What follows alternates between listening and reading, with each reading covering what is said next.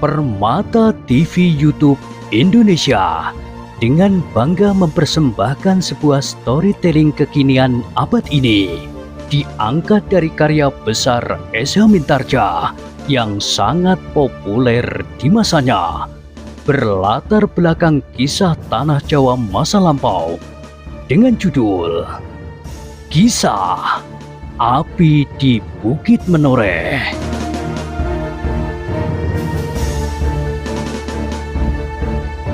Pada kesempatan yang sangat baik ini, kita masuk pada episode yang ke-536. Selamat menikmati.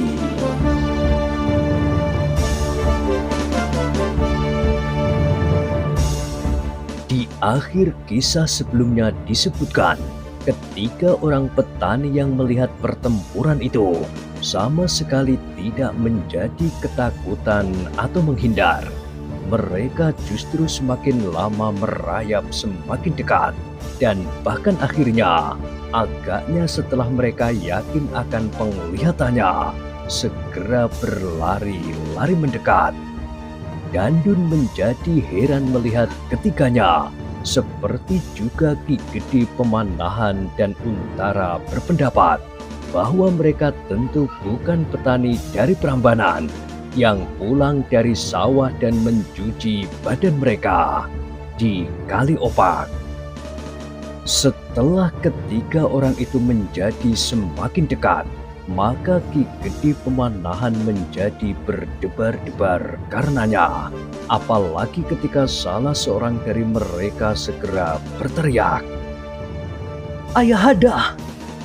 Salah seorang dari mereka adalah seorang anak muda yang meskipun memakai pakaian petani yang kumal, namun segera dikenal sebagai pemimpin tertinggi di Mataram setelah Ki Gede Pemanahan. Anak muda itu adalah Sutowijoyo. Ia segera berlari-lari mendekati arena pertempuran. Dengan isyarat ia memerintahkan seorang anak buahnya memanggil kawan-kawannya. Terdengarlah sebuah suwitan nyaring. Suwitan itu ternyata telah disahut oleh suara yang lain. Meskipun lamat-lamat, namun masih juga terdengar sambutan yang lain lagi.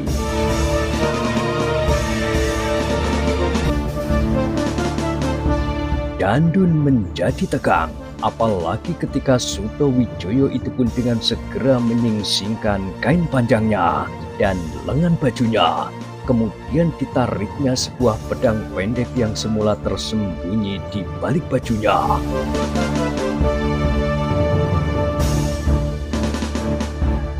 "Aku tidak dapat membawa tombak pendekku dalam pakaian ini, Ayahanda. Tetapi dengan pedang, aku akan mampu membantu Ayahanda." Sutowijoyo tidak menunggu jawaban. Ia pun segera terjun ke arena pertempuran, diikuti oleh pengawalnya. Namun ternyata bahwa masih berdatangan beberapa orang yang lain, berlari-lari naik tebing Kali Opak yang landai. Ketika Sutowijoyo melihat Untara bertempur mati-matian, maka ia pun berkata, "Orang-orangku akan segera datang membantumu, Untara." "Terima kasih, Raden. Aku juga sedang memanggil orang-orangku dari Prambanan." Sejenak kemudian arena itu menjadi semakin kisruh, dan jumlah yang bertambah-tambah itu ternyata menjadi perhatian Dandun dan adiknya yang mengumpat-umpat tidak habis-habisnya di dalam hati. Sejenak pertempuran masih berlangsung terus, tetapi keadaannya sudah jauh berubah. Apalagi dari kejauhan masih berdatangan 1-2 orang pengawal Sutowijoyo yang terpisah-pisah. Tetapi ternyata Dandun cukup cepat berpikir. Ia sadar bahwa sebentar lagi keadaan medan itu akan menjadi berbeda sama sekali. Bahkan akan berbalik, pihaknya lah yang harus mengalami tekanan-tekanan yang sangat berat. Karena itu, selagi masih belum terlampau banyak orang-orang yang datang, maka Dandun pun segera mengambil keputusan. Keputusan yang betapapun liciknya, tetapi menguntungkan baginya.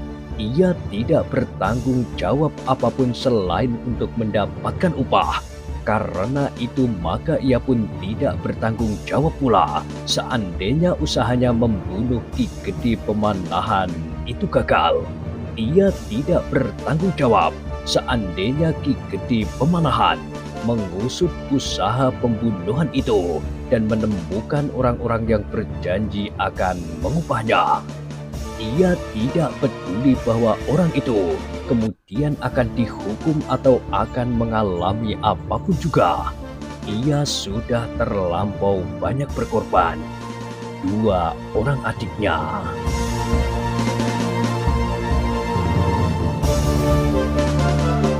Sejenak ia memandang adiknya yang terluka. Agaknya ia masih sempat berlari meninggalkan arena. Karena itu, maka ia pun segera memberi isyarat kepada kedua adiknya dengan isyarat sandi. Isyarat yang hanya diketahui oleh mereka bertiga saja. Sejenak kemudian adiknya yang terluka itu pun telah bersiap-siap. Mereka sudah memperhitungkan sejak semula bahwa usaha melenyapkan diri yang paling baik adalah menyusup semak-semak yang lebat di tepian Kali Opak, arah ke selatan menyusur tebing. Meskipun tebing itu tidak begitu curam, tetapi sulit bagi penunggang kuda untuk menembus semak-semak di sela-sela batu karang pada tanah yang miring. Dandun memang sudah memperhitungkan jika ada orang yang melihat perkelahian sehingga orang itu sempat memberitahukan kepada para pengawal yang manapun juga, ia akan dapat segera menghilang setelah usaha mereka berhasil. Tetapi ia sama sekali tidak menyangka bahwa membunuh Ki Gede Pemanahan adalah pekerjaan yang jauh lebih sulit dari yang mereka perhitungkan.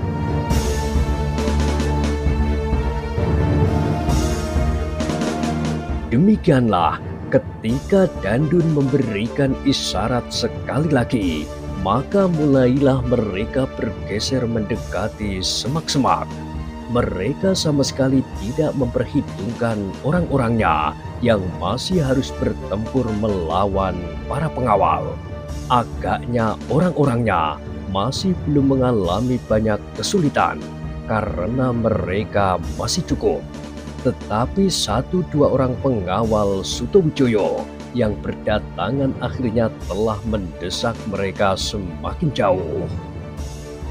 Pada saat yang tepat, Dandun pun segera meloncat masuk ke dalam semak-semak bersama kedua adiknya, yang seorang terpaksa harus dipapah oleh adiknya yang lain, sedang Dandun sendiri berusaha menahan Sutowijoyo yang mendesaknya terus. Ketika kemudian Dandun lenyap pula di dalam semak-semak, sedang Sutowijoyo dengan beberapa pengiringnya akan mengejarnya terus, dan bahkan kemudian Untara pun telah meloncat mendekat pula. Terdengar Ki Gede Pemanahan berteriak memanggil. Sutowijoyo tertegun sejenak, demikian juga Untara dan pengawalnya yang mengiringnya. "Jangan kau kejar mereka, Sutowijoyo," berkata Ki Gede Pemanahan dengan nada yang dalam.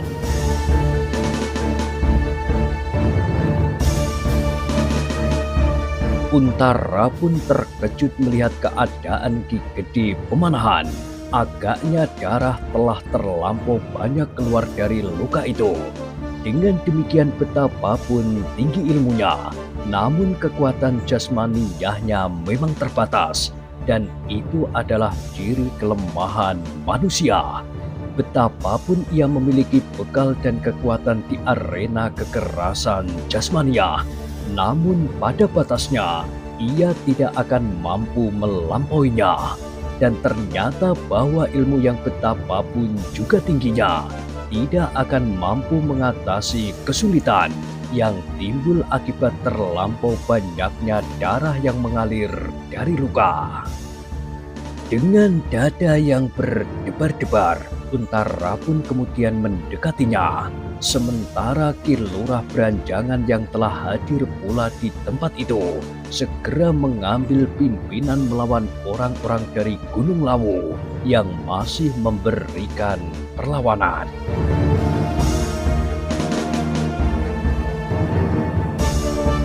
"Sutawijaya," berkata Ki Gede Pemanahan, "jangan kau kejar orang-orang itu."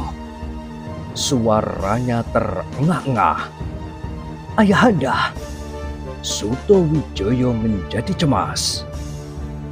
"Untara," berkata Ki Gede Pemanahan pula, "mereka ternyata memiliki kemampuan yang jauh berada di atas kalian. Kalian tidak dapat mengejar dan berusaha menangkap mereka. Yang akan terjadi tentu akan sebaliknya. Sedang aku sendiri dalam keadaan seperti ini, tentu tidak akan mungkin pula mengejar mereka." Untara dan Sutawijaya termangu-mangu sejenak. Kemudian mereka membantu Ki Gede Pemanahan yang dengan kaki gemetar mencoba duduk di atas sebuah batu. "Tubuhku menjadi lemah oleh darah yang keluar. Apakah ayahanda tidak membawa obat untuk memampetkan darah itu?" Ki Gede Pemanahan menggelengkan kepalanya. "Oh, aku membawa Ki Gede." Tiba-tiba Untara berdesis. Dari kantong ikat pinggang kulitnya, Untara mengambil sekantung kecil serbuk yang berwarna kehitam-hitaman. Serbuk yang dibuat dari sarang laba-laba hijau yang dikeringkan setelah dibasahi dengan getah batang pisang kepok, dicampur dengan sarang tawon telutur bersabuk putih. Dengan tidak menghiraukan hiruk-pikuk pertempuran, maka Untara pun mencoba membersihkan luka Ki Gede Pemanahan dan mencoba mengobatinya.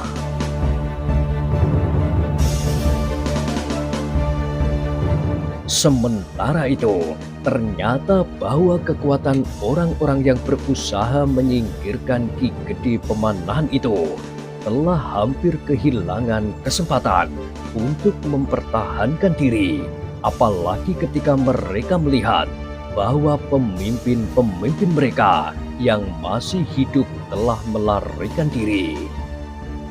Dengan demikian maka mereka masing-masing tidak menganggap perlu lagi untuk mempertaruhkan nyawa.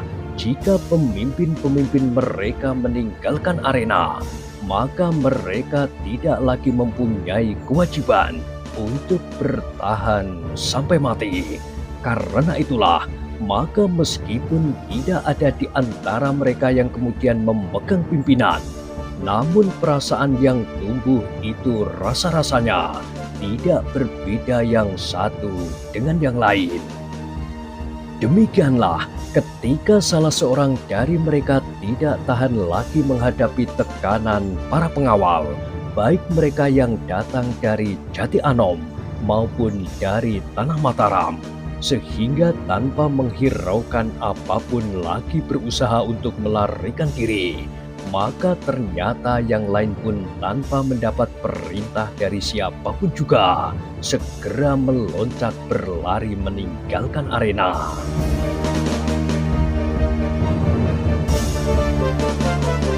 Beberapa orang di antara mereka tidak sempat meloncat lebih dari 10 langkah karena lawan yang mengejarnya berhasil menghunjamkan senjatanya di punggung.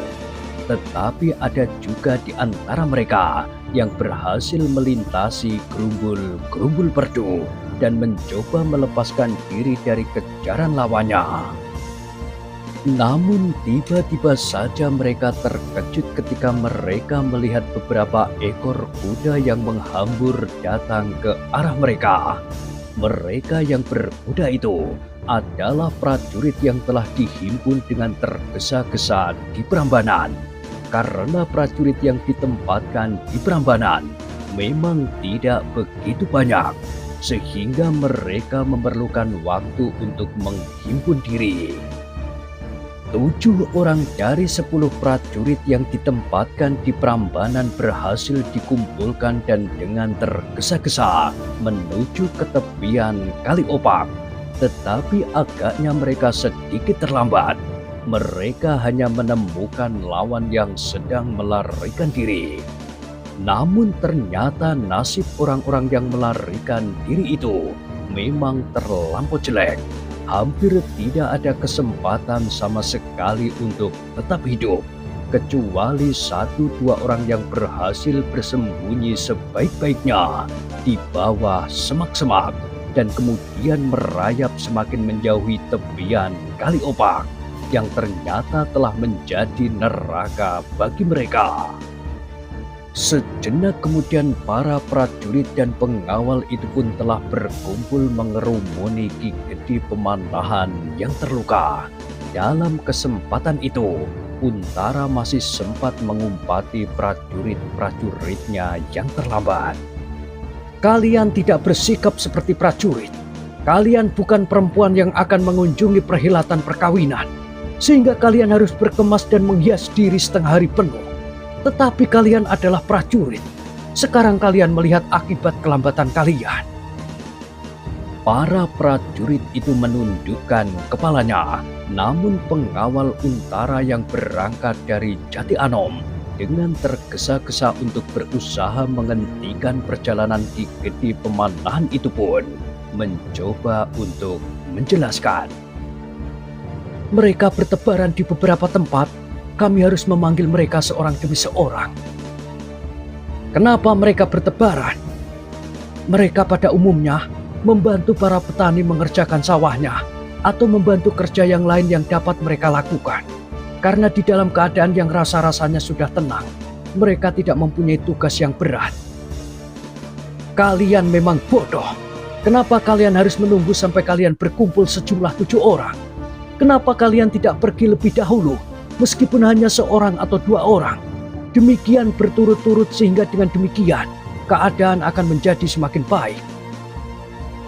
Tidak seorang pun yang menjawab. Jika kalian menghadapi pasukan segelar sepapan dalam gelar perang yang mapan, memang kalian tidak akan mungkin berangkat 1 atau 2 orang saling mendahului. Tetapi berhadapan dengan perampok-perampok yang apalagi kalian tahu bahwa sudah ada prajurit sebelum kalian yang mendahului. Kalian harus cepat berpikir. Prajurit-prajurit itu hanya menundukkan kepalanya saja. Kedatanganmu sudah terlambat. Jauh terlambat. Geram Untara. Sutowijoyo yang berada di sisi Untara hanya dapat menarik nafas dalam-dalam.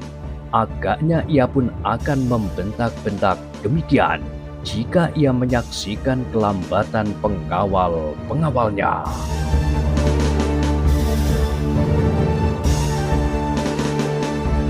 Untara kemudian tidak menghiraukan mereka lagi.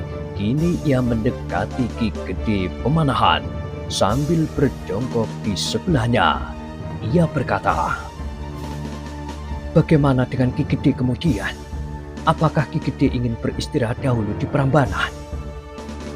Ki Gede Pemanahan yang masih duduk di atas sebuah batu merenung sejenak. Lalu sambil menggeleng ia menjawab, "Terima kasih Untara, tetapi aku tidak akan berhenti di perjalanan. Aku akan meneruskan perjalananku sampai ke Mataram. Bukankah Mataram sudah tidak jauh lagi?" Jaraknya memang sudah tidak begitu jauh Ki Gede, tetapi Ki Gede masih harus melintasi hutan dan menyeberangi sungai. Tetapi Ki Gede Pemanahan tertawa. Katanya, "Aku tidak akan menyeberangi Kali Sore seperti Haryo Penangsang." Untara menarik nafas dalam-dalam. Ia sadar bahwa Ki Gede Pemanahan adalah prajurit yang keras hati. Karena itu, maka ia pun tidak dapat memaksa lagi.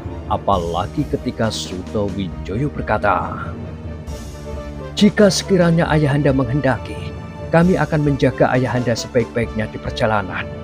Tetapi seandainya ayahanda ingin beristirahat barang sejenak di Prambanan, maka terserah kepada ayahanda."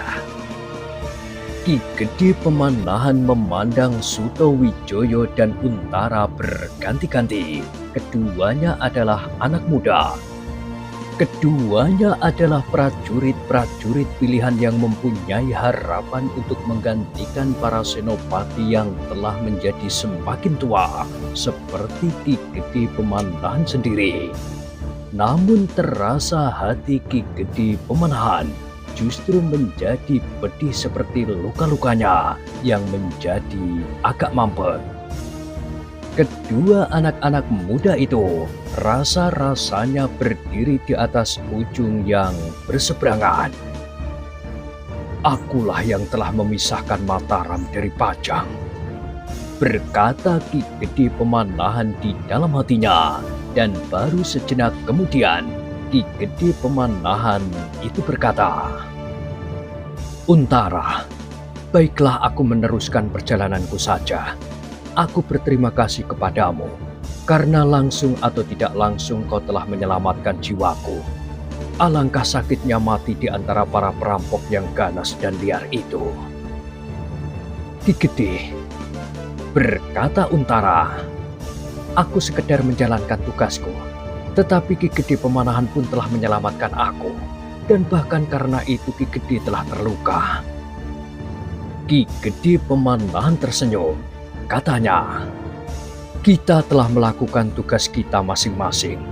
Kemudian sampaikan ucapan terima kasihku kepada Kanjeng Sultan Hadiwijoyo yang telah dengan susah payah mengirimkan utusan kepadamu dan memerintahkan kau dan pengawal-pengawalmu melindungi perjalananku.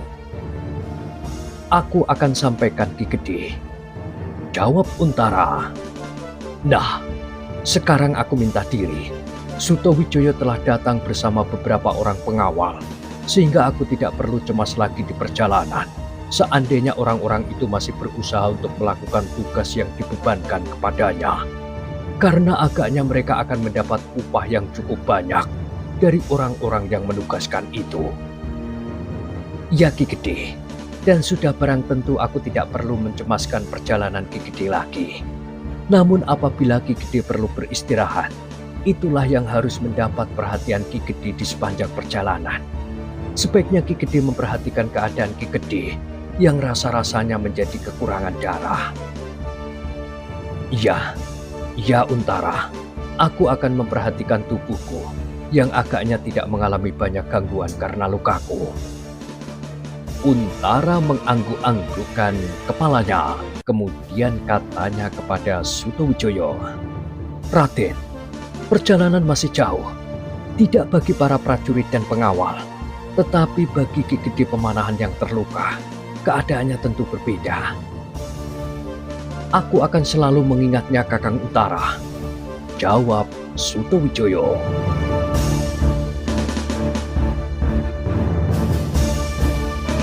Demikianlah, maka mereka pun segera berpisah. Ki Gede Pemanahan yang terluka bersama Sutowijoyo dan para pengawalnya kembali ke Mataram. Sedang Untara masih harus mengurusi korban yang jatuh di dalam pertempuran itu dan membawa orang-orangnya yang terluka ke Prambanan. Namun dalam pada itu, Untara yang teringat lagi akan kelambatan prajurit-prajuritnya kembali membentak-bentak dan mengumpat-umpat tidak habis-habisnya. Sedang para prajuritnya hanya dapat mendengarkannya dengan kepala tunduk. Baru setelah mereka selesai dengan tugas mereka, para pengawal itu pun membawa kawan-kawannya yang menjadi korban dan yang terluka ke Prambanan. Dalam pada itu perjalanan Ki Gede Pemanahan ke Mataram menjadi semakin lambat. Sutowijoyo yang berangkat pagi-pagi benar dari Mataram tanpa membawa kuda-kuda mereka, karena mereka sudah memperhitungkan bahwa apabila terjadi sesuatu atas Ki Gede Pemanahan, kemungkinan hal itu akan dilakukan oleh orang-orang yang berusaha untuk menyingkirkan Ki Gede Pemanahan di sekitar alas Tambak Boyo atau bahkan di mulut alas Mentau. Tetapi mereka sudah berjalan agak lebih jauh karena mereka telah sampai di daerah Prambanan. Namun Suto Wijoyo bertekad, seandainya tidak dijumpainya Ki Gede di Prambanan, maka ia akan terus sampai ke gerbang kota Pajang dengan penyamarannya itu. Tetapi ternyata Suto Wijoyo menjumpai ayahandanya di tepi Kali Opak.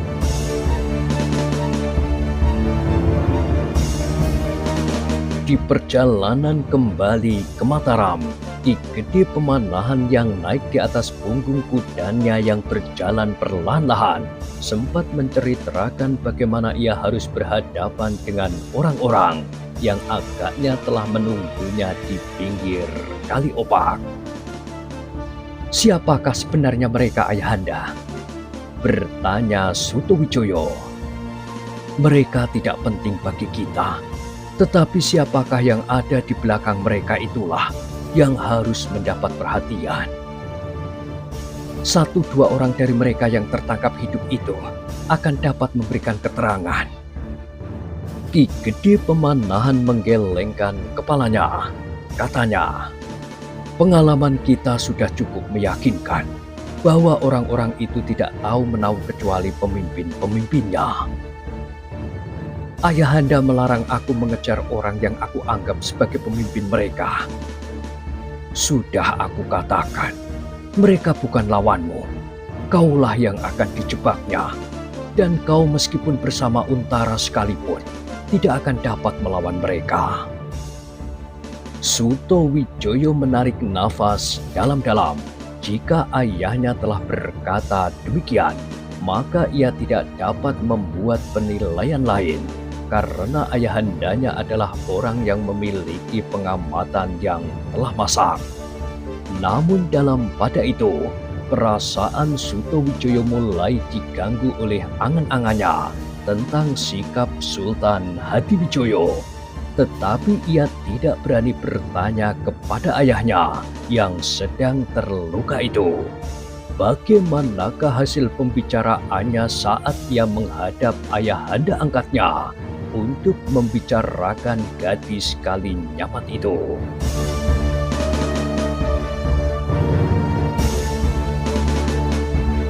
Demikianlah, meskipun lambat namun iring-iringan itu pun semakin lama menjadi semakin dekat dengan tanah Mataram. Mereka menyeberangi alas Tambak Boyo dan kemudian alas Mentau yang masih belum dibuka. Di sepanjang perjalanan, iring-iringan itu sama sekali tidak menjumpai gangguan apapun lagi. Dandun dan anak buahnya sama sekali tidak bermaksud melanjutkan usaha mereka untuk membunuh Ki Gede Pemanahan. Keadaan mereka sudah terlampau parah. Seorang dari keempat saudara itu sudah terbunuh, yang seorang terluka, sehingga hampir kehabisan darah. Sedang orang-orang yang dibawanya sudah hampir habis musnah. 1-2 orang yang berhasil melepaskan diri, berlari tanpa arah. Karena itulah, maka gangguan satu-satunya di perjalanan adalah luka Ki Gede Pemanahan. Meskipun luka itu sudah mampet, tetapi rasa-rasanya tubuh Ki Gede Pemanahan menjadi semakin lemah.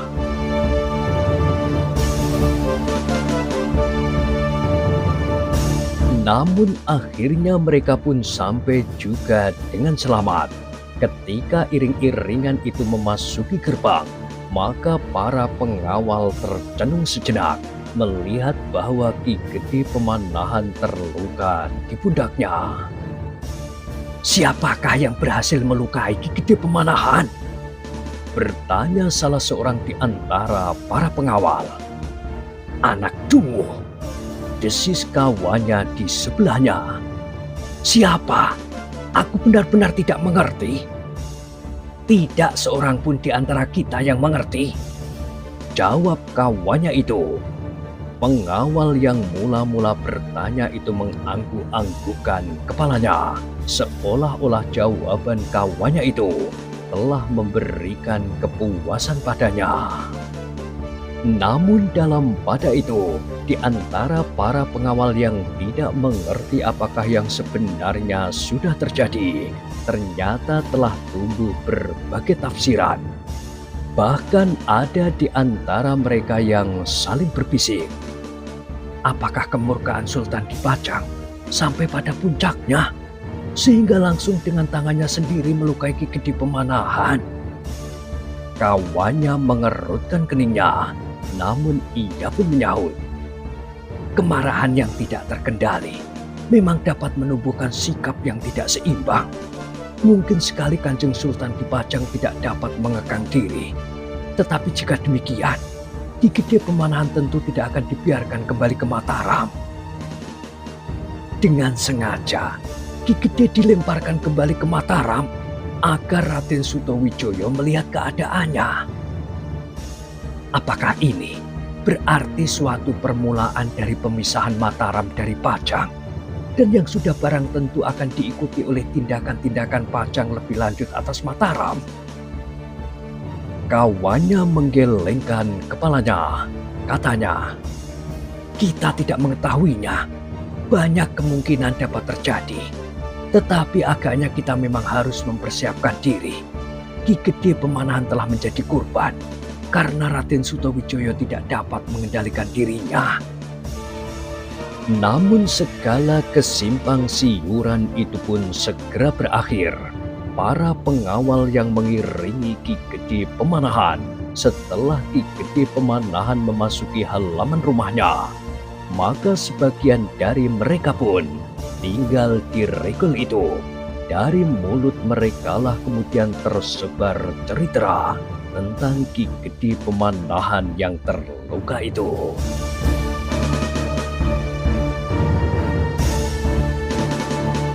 Nah, bagaimanakah kisah selanjutnya?